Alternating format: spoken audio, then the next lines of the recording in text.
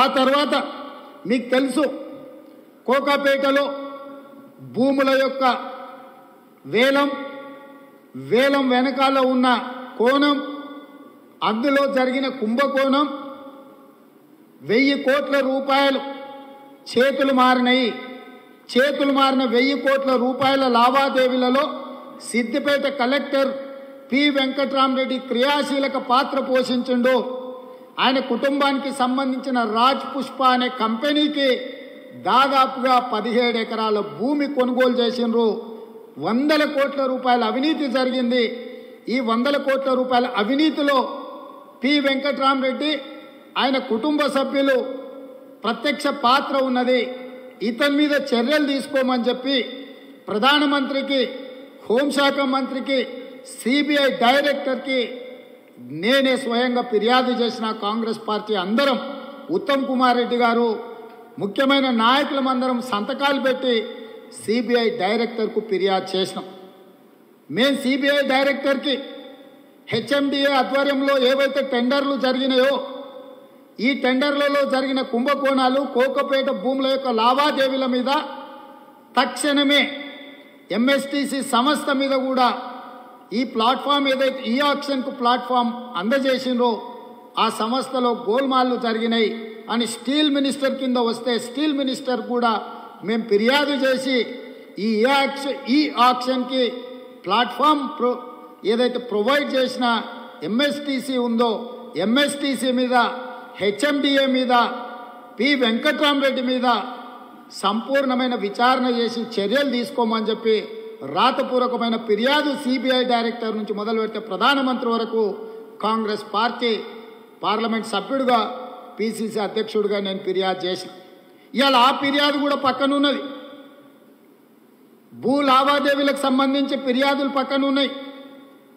హైకోర్టులో contempt of court శిక్ష విధించిన కేసులు అక్కడ ఉన్నాయి. ఇవే కాకుండా సర్వీస్ నిబంధనల ప్రకారము ఏ ఐఏఎస్ అధికారి అయినా తన సర్వీసులో చేరినాక ప్రతి సంవత్సరం తన ఆస్తుల వివరాలు సంబంధిత డిపార్ట్మెంట్కు డిఓపిటికి సబ్మిట్ చేయాలి. కానీ 2011, 2007లో ఐఏఎస్ ఆఫీసర్ హోదా పొందిన వెంకట్రామరెడ్డి గారు 2021 వరకు దాదాపు ఏ రోజు కూడా ఆయన ఆస్తుల వివరాలు పెట్టలేదు. ఇవాళ వాళ్ళ అఫీషియల్ వెబ్సైట్లో 2021 అఫీషియల్ వెబ్సైట్లో కూడా ఈయన తన వివరాలు పొందుపరచలేదు, నివేదిక ఇవ్వలేదు అని చెప్పి ఈరోజు అఫీషియల్ వెబ్సైట్లో క్లియర్గా ఉన్నది. పి వెంకట్రామరెడ్డి అనే ఐఏఎస్ అధికారి తన యొక్క ఆస్తుల వివరాలను సర్వీస్ నిబంధనల ప్రకారం ప్రతి సంవత్సరము ఆ శాఖకు నివేదిక ఇవ్వాలి. ఆ నివేదిక ఇవ్వలేదు. ఇలాంటి ఆరోపణలు ఎదుర్కొంటున్న అధికారుల మీద క్యాబినెట్ సబ్ కమిటీ నివేదిక ఇచ్చింది.